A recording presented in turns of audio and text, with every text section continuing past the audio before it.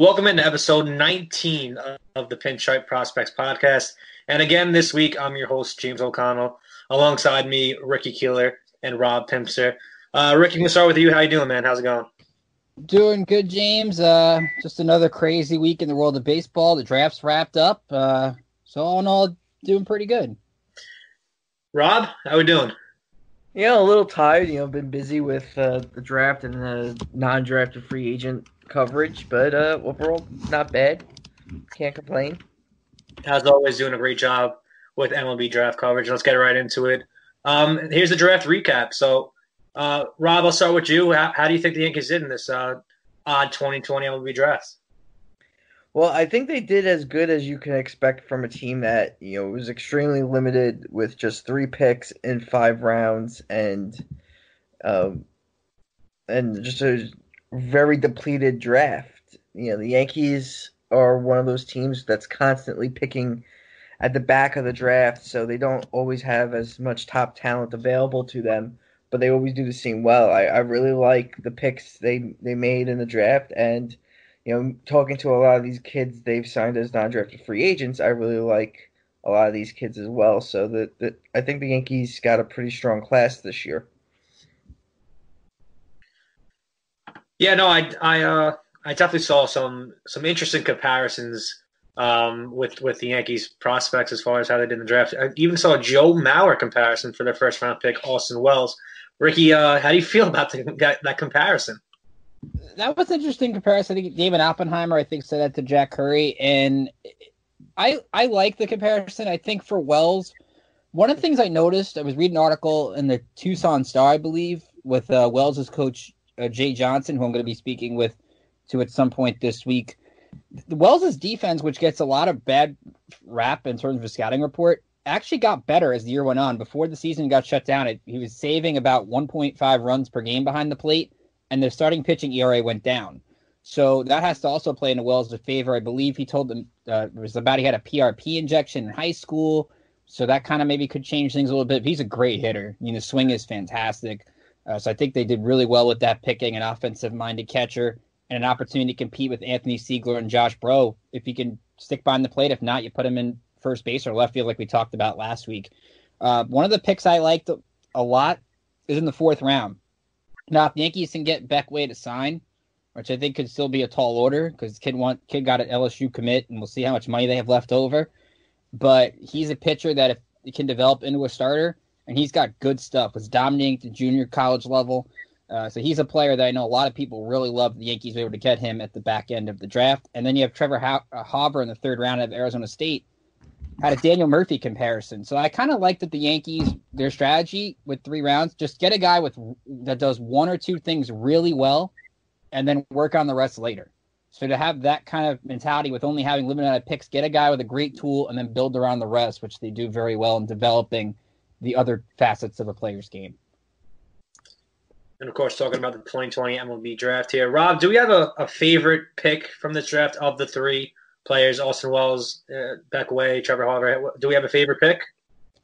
Well, I know everyone's going to say that Austin Wells is probably their favorite pick, but I'm going to go with Beckway. I got a really good report on Beck from Yankees prospect Justin Wilson, who was working out with Beck in during the shutdown, and he was raving about this kid, and everything that he said and everything I've read online about this kid is just simply, once the Yankees get a hold of him with that new biomechanics lab down in Tampa, with the new pitching staffs in place across the organization, that they could really turn Beckway into a really, really, really good starting pitching prospect for this team. And I think he might be the guy that in a couple of years that this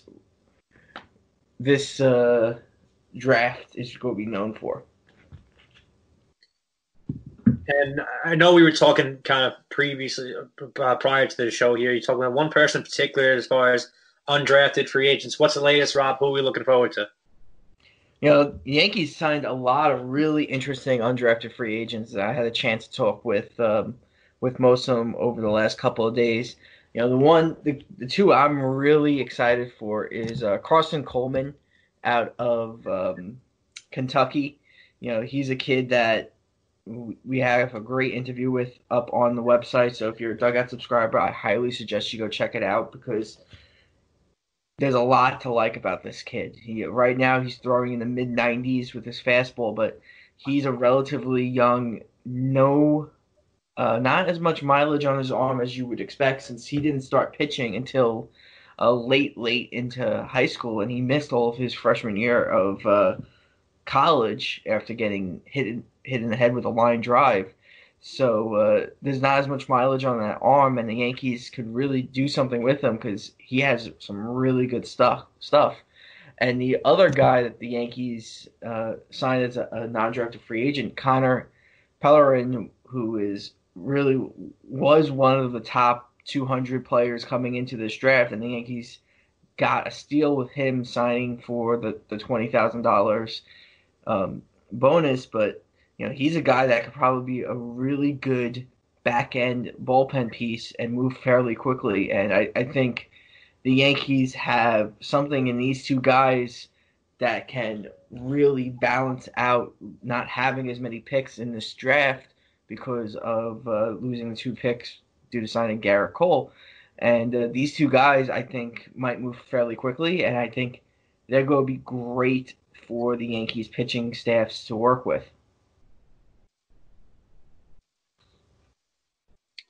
Ricky, anything to add as far as undrafted free agents? Yeah, I'm going to highlight the other two guys that I like that Rob didn't get to. One being an interview that Rob did. Also, you can check out our Dugout membership subscription. Jared Lesser out of BYU. This is the guy who has a really good curveball. Was talking with his pitching coach, Michael Bradshaw, who also was at Arizona helping out Austin Wells before he went to BYU. So he had a good comparison with 2 of those guys. But Lester's got a really good curveball. They've been focusing on spin rate with him. He's working on the cut part of his fastball with the slider. He's also working on a changeup as well.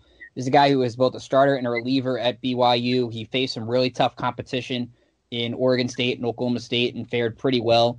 So this is a pitcher I think the Yankees are going to really look to hone in on that curveball and do some good things with. And Trevor Holloway from UCF, another right-handed pitcher. Just go to his Twitter page. The guy loves analytics. And if you love analytics and like Rob was talking about, the Yankees have all this technology at their facility, he's going to soak all that in. He's a Trevor Bauer kind of guy. He missed part of 2019 due to biceps tendonitis, but he's a guy who has shown some good stuff in the American Conference. Pellegrin also in the American Conference at Tulane. So I think they got 2 really good pitchers there. And Ocean Gabonia, who already wins the coolest name of the draft or the undrafted free agents. When your name is Ocean, you're doing something right. Kid from Hawaii, guy who the Yankees I think could develop. So while they've only focused on mainly pitchers in the undrafted portion, which we were wrong, it's not the Wild West. It's kind of like a slow trickling in of names in terms of the undrafted process. Although I got to say, the Kansas City Royals have done a heck of a job, and you clearly see the teams that have spent the time focusing on paying their minor leaguers are the ones getting the big undrafted free agents to forego going back to college and go into the pros. That's clearly indicated here. 100%. You see the Royals had a plan. There's a reason why they committed to paying their minor leaguers for the full season. There's a reason why they didn't release any minor leaguers, and it was for this. And I think it worked out very well for the Royals. So we want to remind you that you can check out all of our interviews that we're doing with these draftees and undrafted free agents with our Dugout membership program. It's a program where, again, you could all of our features, all of our interviews that we're doing. I know Rob is talking to a lot of the prospects that are being drafted or undrafted free agents. I'm talking to their coaches. So you will hear from either their manager or their pitching coach. And I think you'll get great insight from all those guys in regards to that. So anything that you missed, be sure to check that out for $5.50 a month, $40 for the year. It's some great stuff. You can only get it with our Dugout subscription program. So please sign up. You get 30 days free if you use the promo code IMissBaseball, which I'm not sure after what Rob Manfred said this week if we really do miss it, but some of us still do. So make sure remember, try this out for 30 days. If you like it, stick with us. We just want we want to give you the opportunity to check out some of this great work that our site is doing. And props to our draft team for doing some great stuff during the draft this past week. So remember, follow us on Twitter at Pinstripe Pros, like us on Facebook, follow us on Instagram, subscribe to the podcast on iTunes. Please give a rating. We hope it's 5 stars, but give us your feedback, what you want to hear, what topics you want us to talk about, what guests you want us to have on. If you have any feedback in the interviews, we definitely do appreciate it. Rob and I working really hard getting all these players and coaches, so we definitely appreciate all the support that we're getting here as we're nearing 20 episodes on the podcast.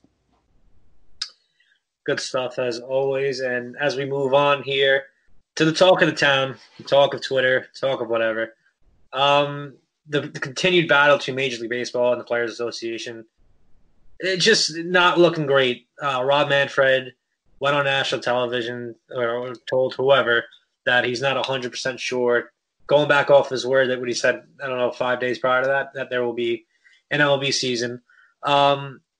It's kind of disappointing, to say the least, depressing, infuriating, whole different type, a lot of emotions here. Ricky, I'm going to start with you. Just how much damage has really this done to baseball? Is this irreparable damage, or can this still somehow be salvaged? Yeah, did anybody else find that ironic that Rob Manfred said to Mike Greenberg right before ESPN was going to air a 2-hour special on the return to sports and have all the commissioners on that were, I don't know, returning to sports, actually? Right. It's just the absolute worst timing in the world.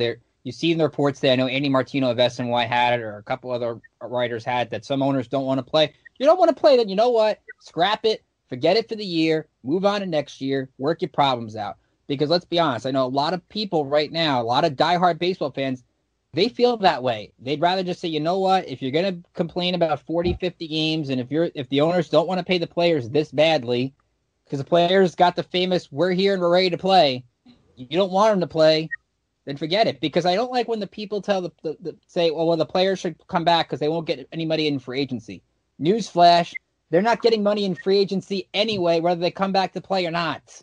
So that's not an argument here, because it's not like if they all of a sudden play 40 games, Mookie Betts is going to get $250 million. That's just not going to happen. So I hate that fallacy. To me, I know Manfred's the speaker for the owners, but I'm sorry. If you thought the owners were on the right side a long time ago, I hope you change your mind, because it's clear while it's not 100% the players' support, you can blame the players in some way. It's mostly the players that are in the right here, not the owners. 100% agree. I mean, if you just look at it, throughout this whole process, the owners and Rob Manfred were not negotiating in good faith. They literally proposed the exact same deal, 3 different ways, and just changed the wording and refused to change things up. And the players called their bluff. The agreement in March said, you could have imposed a season of whatever length it is, as long as you pay us our prorated salaries. And they said, hey, you don't want to negotiate? Fine. You have the right to implement a season, implement the season. And once they implement a season, the Players Association is rightfully going to file a grievance, because in that agreement in March, they agreed that they're going to play as many games as possible with the schedule, with the timing. And if they implement a season of 48 games or 50 games now, they know that they're not trying to play as many games as possible, and the players rightfully have a grievance against the league. And to me, it shows that MLB and Rob Manfred are scared of that grievance being filed, because they know they lose, and it's them admitting publicly that they have not been negotiating in good faith. And even if they don't lose, the grievance means they have to open the books. And 100%. We all know they don't want to open the books. So it's really a catch-22 for the owners. Even if you win, you don't win. So it just comes down to a point. And then we look at all the cases. The fact that the two sides haven't even agreed on a health and safety protocol yet, when, that was supposed to be the main reason why you're trying to figure out how to come back anyway. If we can't agree on a health and safety protocol with cases going up in Florida and Texas, where some of these games are going to be played, where there's multiple teams in each state, then what are we really doing here? Oh, it's just it's mess, and it's all on Rob Manfred's hands. And the name Robert means great fame. It's Germanic, and Rob Manfred, I think, means great infamy, because he is infamous for being the worst commissioner in all of sports, knocking off Goodell off that top of that pyramid. And Manfred is just horrible at his job and horrible for this game that we all love. it's quite embarrassing to this point because baseball should have been the first sport back. They 100% should have been the first sport back, not counting golf, of course, because that can very easily be played. It was being played the whole time during the pandemic. But of the four major sports, baseball, there's no reason why it shouldn't have been the first sport back. And that would have been an unbelievable opportunity to grow the game. Just as a whole, to be the first sport back, you know how many new fans you can get in there? Like, it's just because people were desperate for something to come back to. And some children's game being played here that the owners can't give the full prorated salary. I mean, it's absolutely ridiculous. And what I found interesting is between 6 and 8 owners, I believe it was reported, don't want to have a season at all. If the negotiation here is that it's not fair for the players to take less than the prorated salary because the owners aren't making enough money this season or they're in a financial crisis, then how in the world is a year with no games played going to help a team financially? It's going to cause so much more damage if you have no season than if you just play the players the full prorated salary and play some games. It doesn't even – right now, I'm not even sure if we're going to get to a season at all. And I know it could be between a 50 games, sometime in a 50-game season. That's not a legitimate season. We've had this discussion on this podcast before. A 50-game season is not legitimate whatsoever. At that point, I would rather no season. If you get to 75 games or more, 70 games or more, then you're talking to half an MLB schedule. That's where you're kind of talking there, but it just boggles my mind to go back to the financials that 8 owners don't want a season. And the whole argument here is that the players don't take 15% less of their salaries of the owners. That it's not fair for the owners financially. Well, then how is it going to work out for you, pal, when you have no revenue coming in at all? There's just no games. How does that make any sense? Just agree to something. Agree to give them the prorated salaries. What are we talking about here? Why can't we just give them the salaries? It's not. How is it not fair? So if they don't give these players the full salaries, they're not going to have a season. And the type of damage that's going to have on a financial standpoint to the Major League Baseball as a whole and every team there is going to be so substantial that it will take years to recover. So my advice to the owners, my advice to the MLB is figure it out. Figure something out because the players right now, they have all the leverage. The players have all the leverage, in my opinion. If they don't play, you make no money. Well, figure it out. 100% agree. And what it comes down to is you can't just think about right now. If they can't come to an agreement right now, what's going to happen when the CBA is up? Oh, we're going to be entering a lockout. We are. Unless Rob Manfred's out of power at that point, we're going to be at a lockdown. That's just where we're heading. And I don't think baseball can survive it. Nope. They can't survive this. This is something that can't be survived, in my opinion. And the other thing that I found hilarious is that Major League Baseball was telling teams to, put together a taxi squad and all that stuff. Yeah, that's great, but are we going to have a season? Why are we putting together taxi squads when we don't even have a season? Like, why? How is that the priority here? Oh, let me just remind you guys that, just to put together a taxi squad, just put together a group that's within 100 miles or so of the ballpark so when we play these games, they can come. But this would be no games played. That shouldn't – like the fact that came out just pissed me off. I don't know about you guys. I mean, it benefits the Yankees from a standpoint if they ever did have to go to the taxi squad. They have so many facilities they can go to. They can go to Scranton with Scranton shuttle. They can go to Trenton. They can go to Staten Island. Just a ferry and a subway right away. So it's not like they don't have many places they can go. But I agree with you. Manfred's talked about how the optics of the game are bad. No, duh. And the growth of the game has already been damaged because you basically eliminated part of minor league baseball for a lot of people where that's their only place to watch a baseball game. That'll be gone. Thank you, Houston Astros. You have basically a 5-round draft that probably won't be any more than 15, 20 rounds in the future, if that at all. So you're ruining a lot of dreams for a lot of these kids that have to be either signed as undrafted free agents or go back to school and hey, you want to grow the game. Because, look, they're losing diehard fans, and they can't afford to lose those. Because guess what? There are people like – I've said this on my show. My younger brother is 18 years old. He's not a big fan of baseball. These are the people they have to get because once the diehards are gone, you need to grow the game in some way. And if they can't grow the game, guess what you become? You become hockey, which is basically hockey's still a great sport, but it's number 4 in a lot of people's minds, and it's a niche sport because people now try to convince you to like hockey. We're going to start having to convince people to like baseball, the America's pastime, where baseball all of a sudden now isn't going to be embracing competition with football and basketball. No, it's trying to shy away from it because they realize, hey, we can't compete with them. Think about that for a second, that baseball, America's pastime, is basically conceding it's not the pastime anymore. Baseball's, the average age of a MLB viewer is 57 years old. And you know what? The only way that's getting younger right now is if COVID-19 kills all the old people. That's the only way that average age goes down, because they don't give a shit about building a young audience that makes them money. You want to know the demographic that sells in TV ads? It's the 18 to 34-year-olds. And baseball is losing them because of this bullshit. It's not ideal. It'll never be ideal. And this will end up being a historic moment in where Major League Baseball goes from here on out. Because, in my opinion, the game was growing. It was getting more popular. And this is going to crush it, man. This is going to crush it. All the sports are going to have their opportunity to gain some fans. And baseball isn't. I don't know if we're gonna have a season. I'm doubtful that we'll have a season at this point.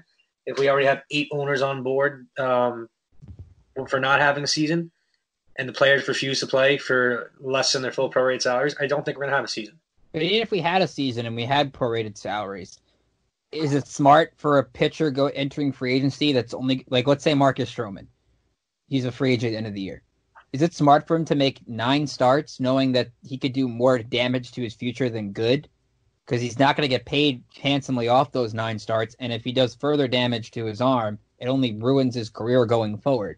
Even if for the Yankees, you're Garrett Cole, who's been working out at Yankee Stadium, and you have a huge contract. Are you really going to risk that huge contract to make 9 starts? It just doesn't make any sense. Because, I'm sorry, a champion we talked about is not going to be valued highly this year as it is past years. The Yankees could win the World Series and we could all love it. It's just not going to feel the same, and you can't really brag about that championship because it's going to have something on it, whether you like it or not. Even Yankee fans, I think, are going to have to admit that at some point if they're the ones that win a championship, I say in air quotes. 100% agreed.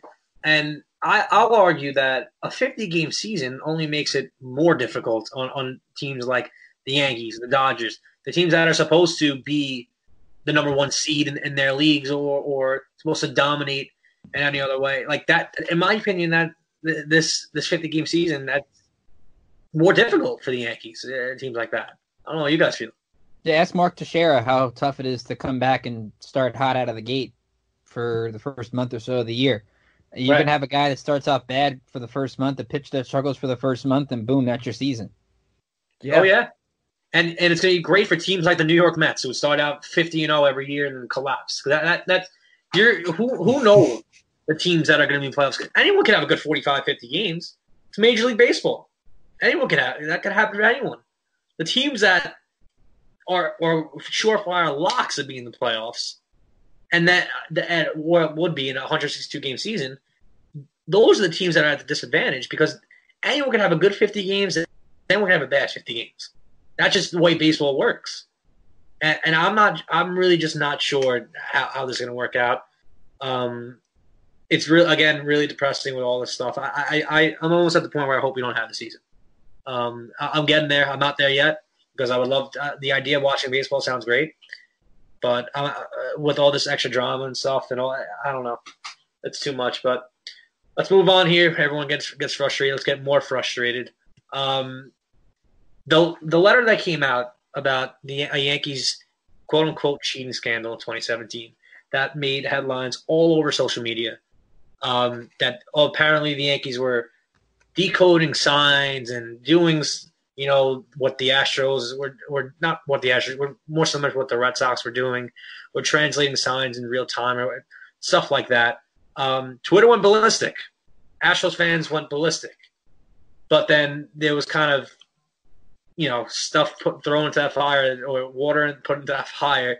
When Andy Martino came out and said, this is no different than what I've been reporting all along, that they used a phone in 2017 or they were decoding in 2015, 2016, I don't know. But long story short, this isn't as big of a deal as everyone thought it was at first. Rob, I'll start with you. What are your thoughts on this whole situation? Well, if you look at what was said and how it was reported, how it was reported was so clickbait. But when you look at the judge pretty much said, he read it, he opened it, he even said most of this is already public knowledge. There's no need for it to be sealed, and dismissed the case, the legal case. So there is nothing here. It is just pure clickbait article that was, you need content in days when Rob Manfred has his head up his ass. But and that's pretty much what it is.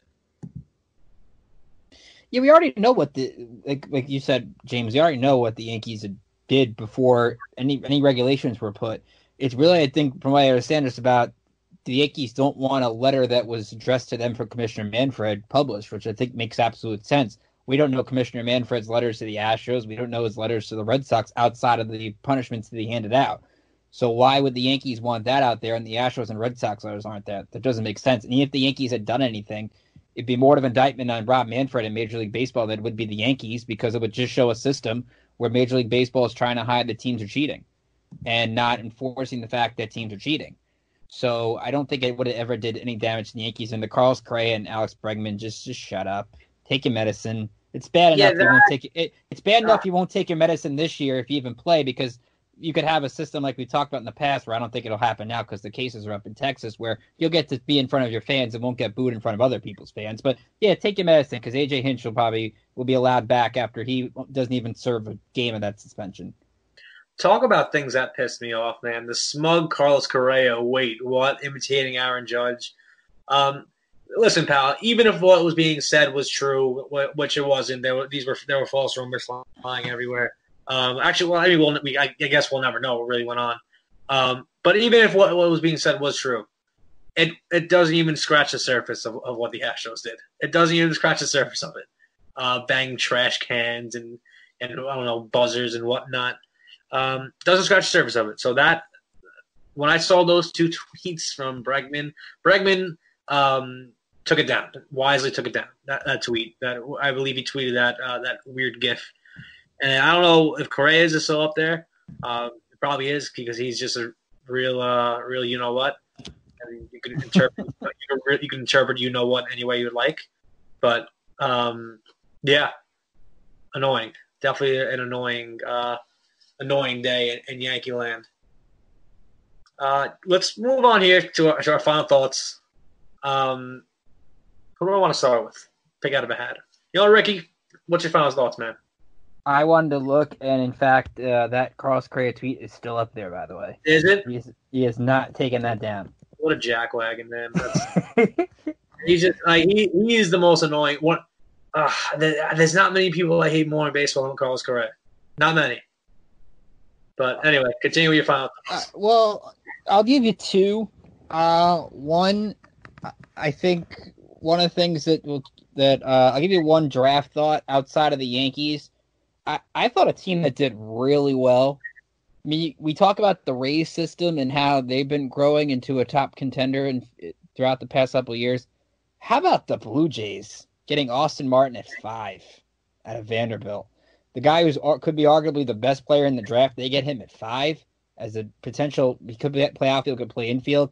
So now they got Martin, Biggio, Bichette, Guerrero. They've got a who's who of names in that system. Nate Pearson's the starting pitcher, so they got a Zach Britton in their system now, who's a Louisville catcher, no relation to Yankee pitcher Zach Britton. So now they got a Zach Britton too.